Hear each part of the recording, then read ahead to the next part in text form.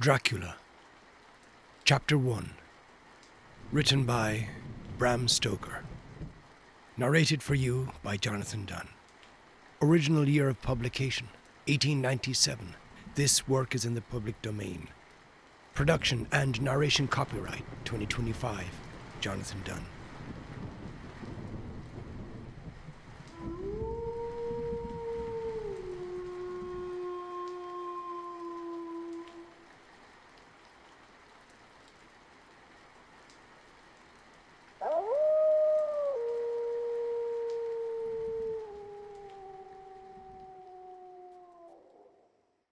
Chapter 1. Jonathan Harker's Journal, kept in shorthand. 3rd of May, Bistritz. Left Munich at 8:35 p.m. on 1st of May, arriving at Vienna early next morning. Should have arrived at 6:46, but train was an hour late. Budapest seems a wonderful place, from the glimpse which I got of it from the train, and the little I could walk through the streets. I feared to go very far from the station, as we had arrived late, and would start as near as the correct time as possible. The impression I had was that we were leaving the west and entering the east, the most western of splendid bridges over the Danube, which is here of noble width and depth, took us among the traditions of Turkish rule. We left in pretty good time, and came after nightfall to Klausenberg. Here I stopped for the night at the Hotel Royal. I had for dinner, or rather supper, a chicken done up some way with red pepper, which was very good but thirsty. Memorandum, get recipe for Mina. I asked the waiter, and he said it was called the paprika Hendel, and that, as it was a national dish, I should be able to get it anywhere along the Carpathians. I found my smattering of German very useful here. Indeed, I don't know how I should be able to get on without it. Having had some time at my disposal when in London, I had visited the British Museum, and made search among the books and maps in the library regarding Transylvania. It had struck me that some foreknowledge of the country could hardly fail to have some importance in dealing with a nobleman of that country. I find that the district he named in the extreme east of the country, just on the borders of 3 states, Transylvania, Moldavia, and Bukovina, in the midst of the Carpathian Mountains, one of the wildest and least known portions of Europe. I was not able to light on any map or work giving the exact locality of the Castle Dracula, as there are no maps of this country as yet to compare with our own Ordnance Survey maps, but I found that Bistritz, the post town named by Count Dracula, is a fairly well-known place. I shall enter here some of my notes, as they may refresh my memory when I talk over my travels with Mina. In the population of Transylvania there are 4 distinct nationalities: Saxons in the south, and mixed with them the Wallachs, who are the descendants of the Dacians, Magyars in the west, and Kalish in the east and north. I am going among the latter, who claim to be descended from Attila and the Huns. This may be so, for when the Magyars conquered the country in the 11th century, they found the Huns settled in it. I read that every known superstition in the world is gathered into the horseshoe of the Carpathians, as if it were the centre of some sort of imaginative whirlpool. If so, my stay may be very interesting. Memorandum, I must ask the Count all about them. I did not sleep well, though my bed was comfortable enough, for I had all sorts of queer dreams. There was a dog howling all night under my window, which may have had something to do with it. Or it may have been the paprika, for I had to drink all the water in my carafe, and was still thirsty. Towards morning I slept and was wakened by the continuous knocking at my door, so I guess I must have been sleeping soundly then. I had for breakfast more paprika and a sort of porridge of maize flour, which they said was mamaliga, and eggplant stuffed with forcemeat, a very excellent dish, which they called impletata. Memorandum, get recipe for this also. I had to hurry breakfast, for the train started a little before 8, or rather it ought to have done so, for after rushing to the station at 7:30, I had to sit in the carriage for more than an hour before we began to move.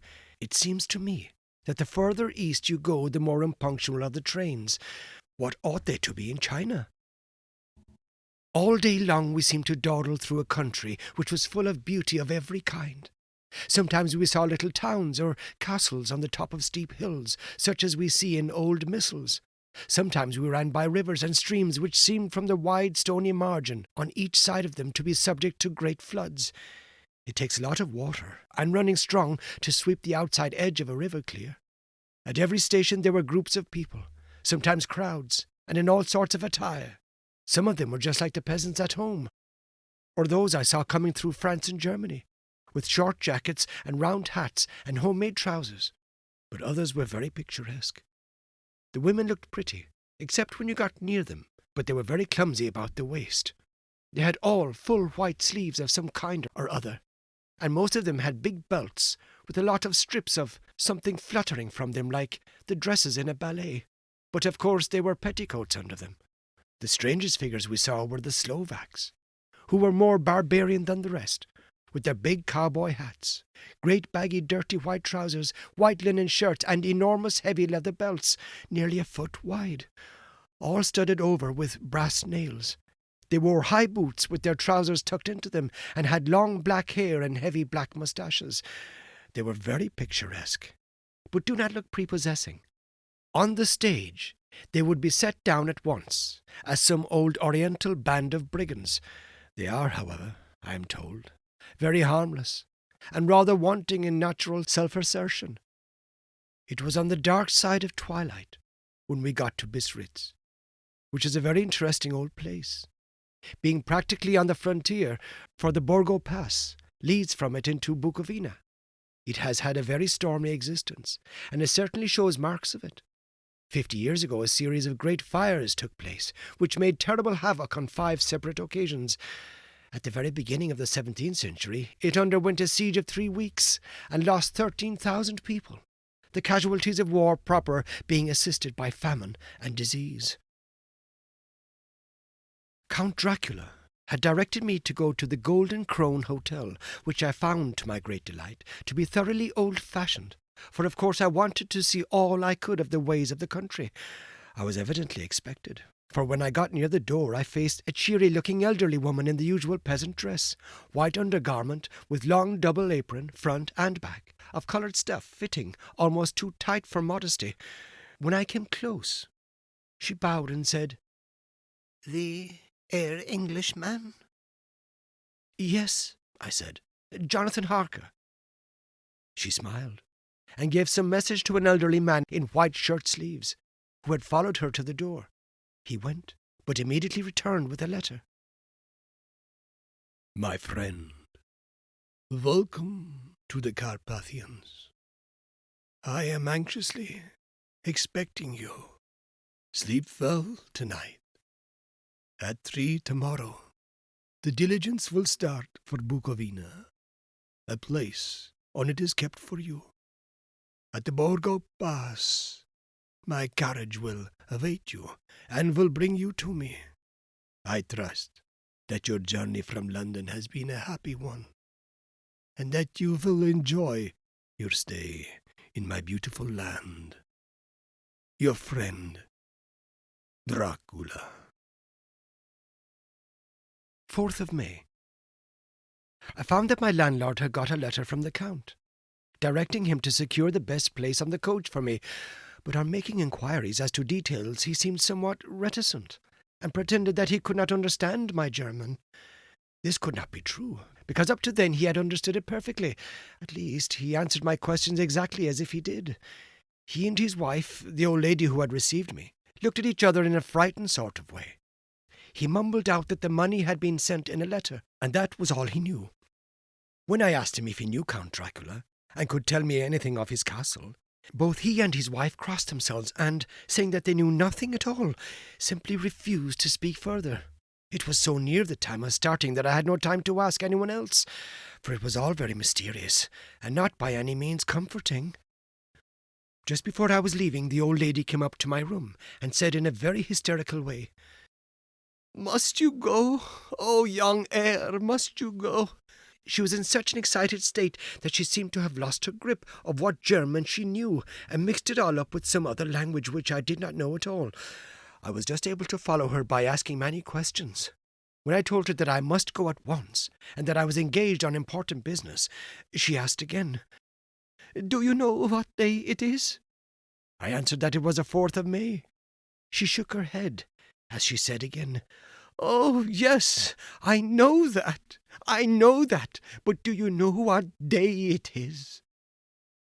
On my saying that I did not understand, she went on, "It is the eve of St. George's Day. Do you not know that tonight, when the clock strikes midnight, all the evil things in the world will have full sway? Do you know where you are going, and what you are going to?" She was in such evident distress that I tried to comfort her, but without effect. Finally she went down on her knees and implored me not to go, at least to wait a day or two before starting. It was all very ridiculous, but I did not feel comfortable. However, there was business to be done, and I could allow nothing to interfere with it. I therefore tried to raise her up, and said as gravely as I could that I thanked her, but my duty was imperative, and that I must go. She then rose, and dried her eyes, and taking a crucifix from her neck, offered it to me. I did not know what to do, for as an English churchman I have been taught to regard such things as in some measure idolatrous. And yet it seemed so ungracious to refuse an old lady meaning so well, and in such a state of mind. She saw, I suppose, the doubt in my face, for she put the rosary round my neck, and said, "For your mother's sake," and went out of the room. I'm writing up this part of the diary whilst I'm waiting for the coach, which is, of course, late, and the crucifix is still round my neck. Whether it is the old lady's fear, or the many ghostly traditions of this place, or the crucifix itself, I do not know, but I am not feeling nearly as easy in my mind as usual. If this book should ever reach Mina before I do, let it bring my goodbye. Here comes the coach. 5th of May. The Castle. The grey of the morning has passed, and the sun is high over the distant horizon, which seems jagged, whether with trees or hills I know not, for it is so far off that big things and little are mixed. I am not sleepy, and as I am not to be called till I awake, naturally I write till sleep comes. There are many odd things to put down, and lest who reads them may fancy that I dined too well before I left Bistritz, let me put down my dinner exactly. I dined on what they called robber steak, bits of bacon, onion, and beef, seasoned with red pepper, and strung on sticks and roasted over the fire, in the simple style of the London cat's meat. The wine was golden Mediash, which produces a queer sting on the tongue, which is, however, not disagreeable. I had only a couple of glasses of this, and nothing else. When I got on the coach, the driver had not taken his seat, and I saw him talking with the landlady. They were evidently talking of me, for every now and again when they looked at me, and some of the people who were sitting on the bench outside the door, which they called by a name meaning word-bearer, came and listened, and then looked at me, most of them pityingly. I could hear a lot of words often repeated, queer words, for there were many nationalities in the crowd, so I quietly got my polyglot dictionary from my bag and looked them out.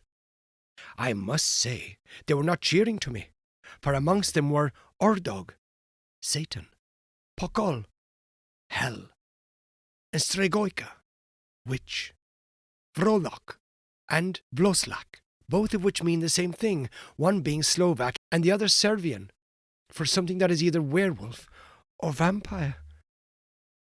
Memorandum: I must ask the Count about these superstitions. When we started, the crowd round the end door, which had by this time swelled to a considerable size, all made the sign of the cross, and pointed 2 fingers towards me. With some difficulty I got a fellow passenger to tell me what they meant. He would not answer at first, but on learning that I was English, he explained that it was a charm or guard against the evil eye. This was not very pleasant for me, just starting for an unknown place to meet an unknown man, but everyone seemed so kind-hearted, and so sorrowful, and so sympathetic that I could not but be touched. I shall never forget the last glimpse which I had of the inn-yard, and its crowd of picturesque figures, all crossing themselves, as they stood round the wide archway, with its background of rich foliage of oleander and orange trees, in green tubs clustered in the centre of the yard. Then our driver, whose wide linen drawers covered the whole front of the box set, Godsa, they called them, cracked his big whip over his 4 small horses, which ran abreast, and we set off on our journey. I soon lost sight and recollection of ghostly fears and the beauty of the scene as we drove along, although had I known the language, or rather languages, which my fellow passengers were speaking, I might not have been able to throw them off so easily. Before us lay a green sloping land, full of forests and woods, with here and there steep hills crowned with clumps of trees, or with farmhouses. The blank gable end to the road. There was everywhere a bewildering mass of fruit blossom, apple, plum, pear, cherry, and as we drove by I could see the green grass under the trees, spangled with the fallen petals. In and out amongst the green hills of what they call here the Mittelland ran the road, losing itself as it swept round the grassy curve, or was shut out by the struggling ends of pine woods, which were here and there ran down the hillsides like tongues of flame. The road was rugged, but still we seemed to fly over it with a feverish haste. I could not understand then what the haste meant, but the driver was evidently bent on losing no time in reaching Borgo Prund. I was told that this road is in summer time excellent, but that it had not yet been put in order after the winter snows. In this respect, it is different from the general run of roads in the Carpathians, for it is an old tradition that they are not to be kept in too good order. Of old, the hospitallers would not repair them, lest the Turk should think that they were preparing to bring in foreign troops, and so hasten the war, which was always really at loading point. Beyond the green swelling hills of the Mittelland rose mighty slopes of forest up to the lofty steeps of the Carpathians themselves.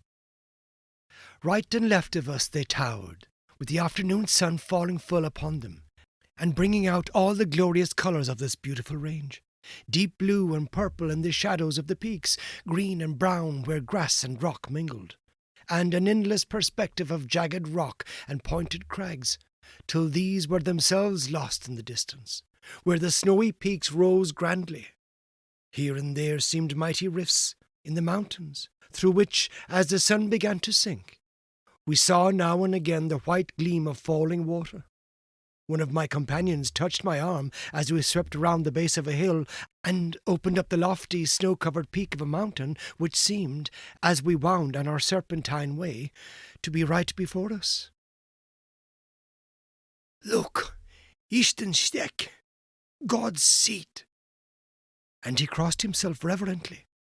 As we wound on our endless way and the sun sank lower and lower behind us, the shadows of the evening began to creep round us. This was emphasized by the fact that the snowy mountain top still held the sunset and seemed to glow out with a delicate cool pink. Here and there we passed Czechs and Slovaks, all in picturesque attire, but I noticed that goiter was painfully prevalent. By the roadside were many crosses, and as we swept by, my companions all crossed themselves. Here and there was a peasant man or woman kneeling before a shrine who did not even turn round as we approached, but seemed in the self-surrender of devotion to have neither eyes nor ears for the outer world. There were many things new to me. For instance, hayricks in the trees, and here and there very beautiful masses of weeping birch, their white stems shining like silver through the delicate green of the leaves. Now and again we passed a lighter wagon, the ordinary peasant's cart, with its long snake-like vertebra calculated to suit the inequalities of the road. On this were sure to be seated quite a group of homecoming peasants, the Czechs with their white and the Slovaks with their coloured sheepskins, the latter carrying lance fashion their long staves with axe at end. As the evening fell, it began to get very cold, and the growing twilight seemed to merge into one dark mistiness, the gloom of the trees, oak, beech, and pine, though in the valleys, which ran between the spurs of the hills, as we ascended through the pass, the dark firs stood out here and there against the background of late-lying snow. Sometimes the hills were so steep that, despite our driver's haste, the horses could only go so slowly. I wished to get down and walk up them, as we do at home, but the driver would not hear of it. "No, no," he said. "You must not walk here. The dogs are too fierce."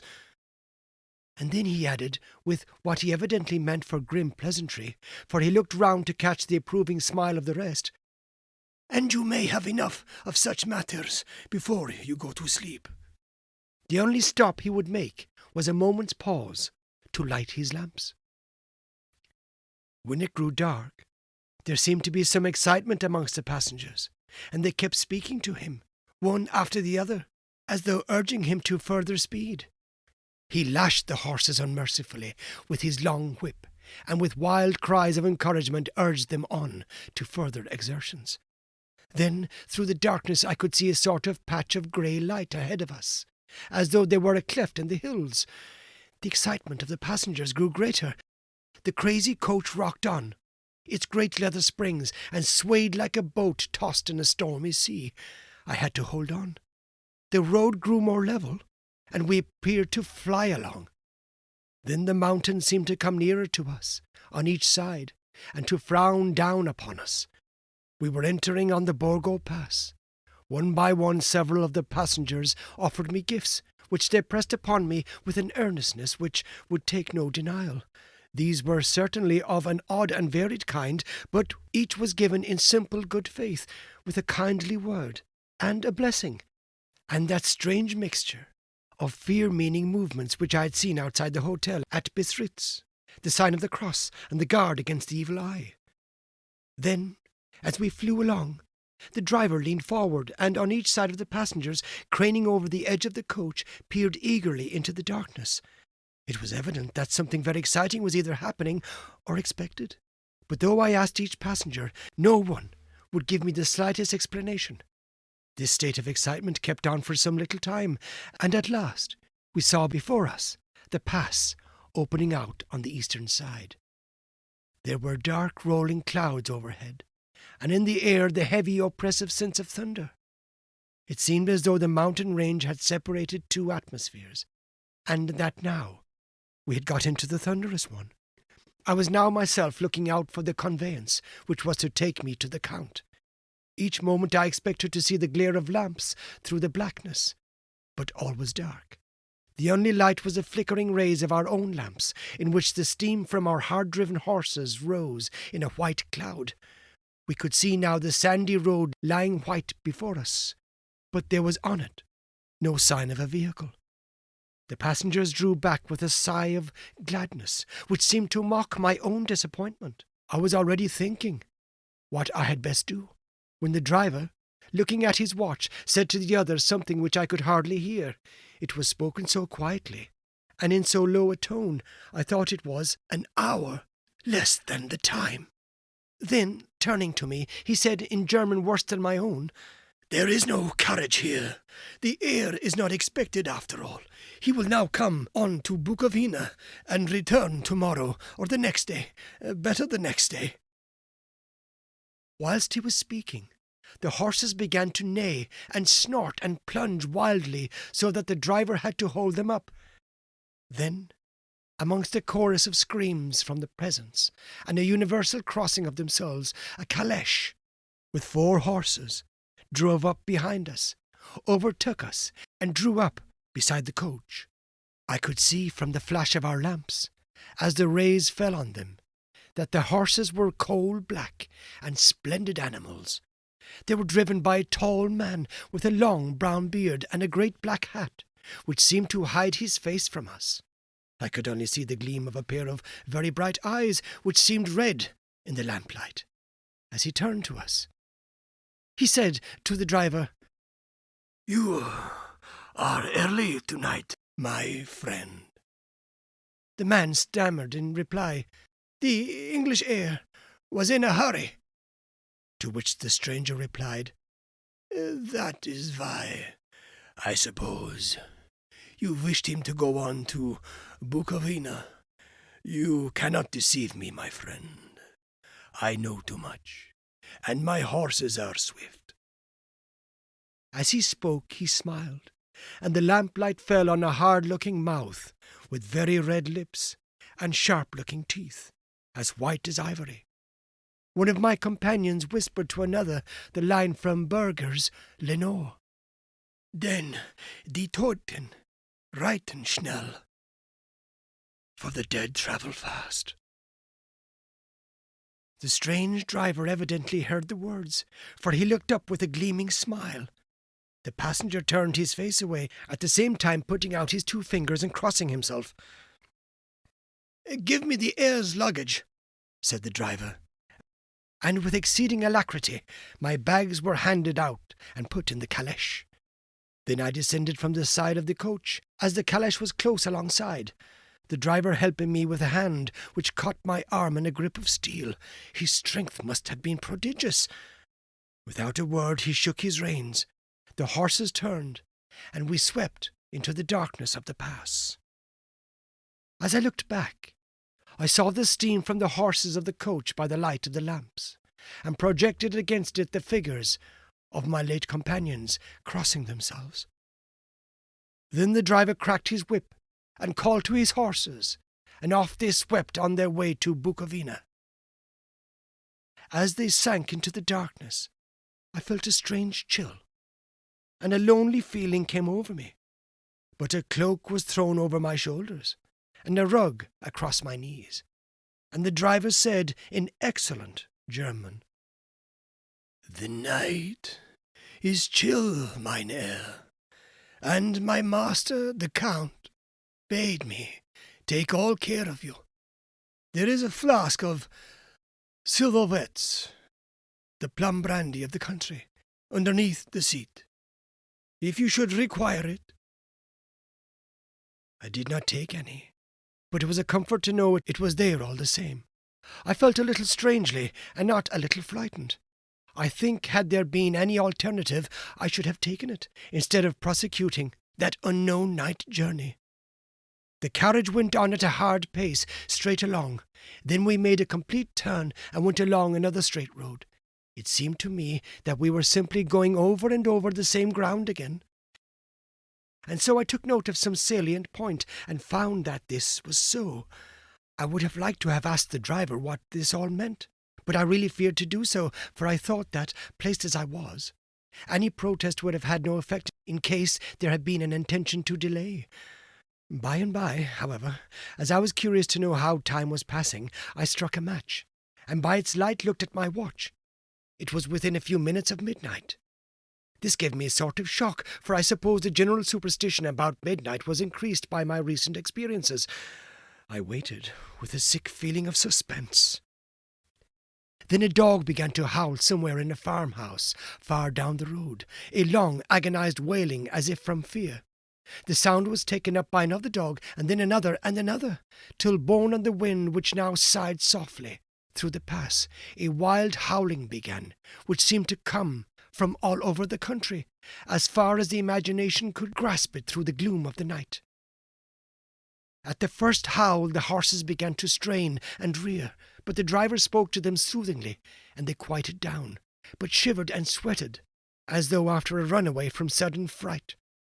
Then, far off in the distance, from the mountains on each side of us began a louder and a sharper howling, that of wolves, which affected both the horses and myself in the same way, for I was minded to jump from the caleche and run, whilst they reared again and plunged madly, so that the driver had to use all his great strength to keep them from bolting.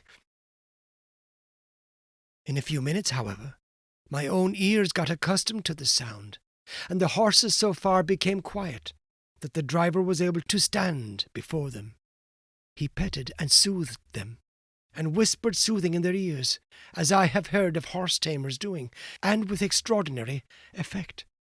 For under his caresses they became quite manageable again, though they still trembled. The driver again took his seat, and shaking his reins, started off at a great pace. This time, after going to the far side of the pass, he suddenly turned down a narrow roadway which ran sharply to the right. Soon we were hemmed in with trees, which in places arched right over the roadway till we passed as through a tunnel, and again great frowning rocks guarded us boldly on either side. Though we were in shelter, we could hear the rising wind, for it moaned and whistled through the rocks, and the branches of the trees crashed together as we swept along. It grew colder and colder still, and fine powdery snow began to fall, so that soon we and all around us were covered with a white blanket. The keen wind still carried the howling of the dogs, though this grew fainter as we went on our way. The baying of the wolves sounded nearer and nearer, as though they were closing round on us from every side. I grew dreadfully afraid, and the horses shared my fear. The driver, however, was not in the least disturbed. He kept turning his head to left and right, but I could not see anything through the darkness. Suddenly, away on our left, I saw a faint flickering blue flame. The driver saw it at the same moment. He at once checked the horses and, jumping to the ground, disappeared into the darkness. I did not know what to do, the less as the howling of the wolves grew closer. But while I wondered, the driver suddenly appeared again and, without a word, took his seat, and we resumed our journey.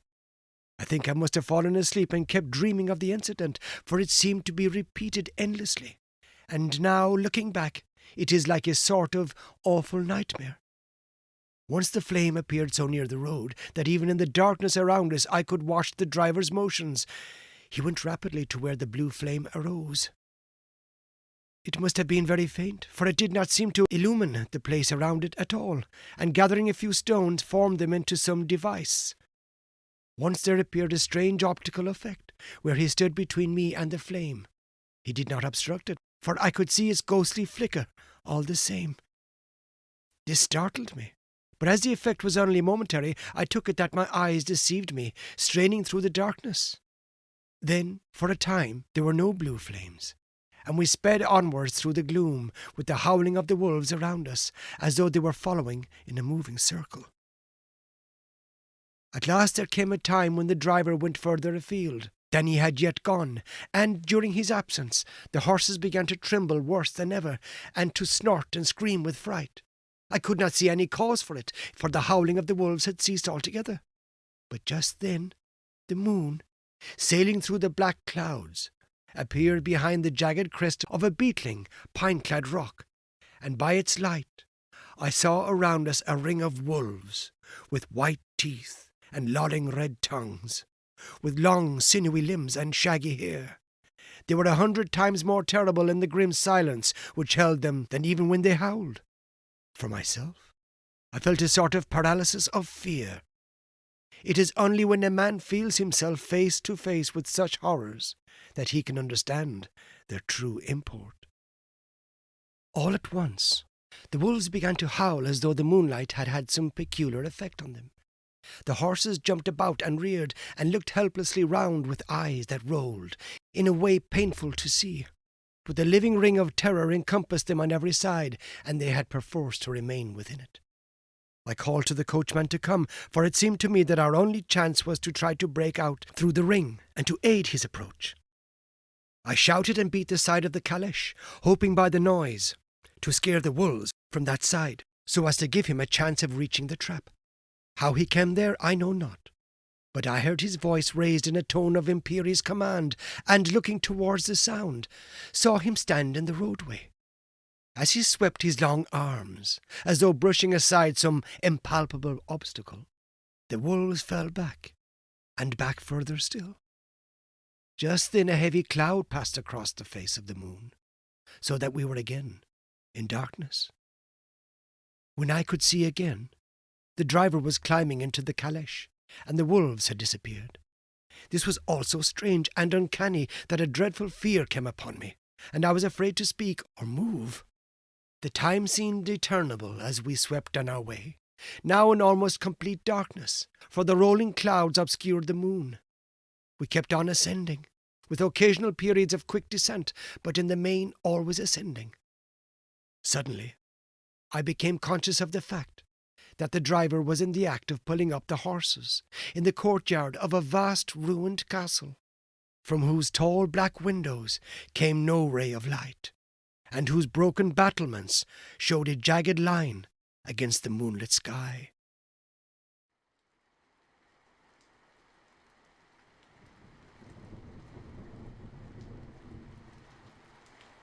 Dracula, Chapter 1. Written by Bram Stoker. Narrated for you by Jonathan Dunne. Original year of publication, 1897. This work is in the public domain. Production and narration copyright, 2025. Jonathan Dunne.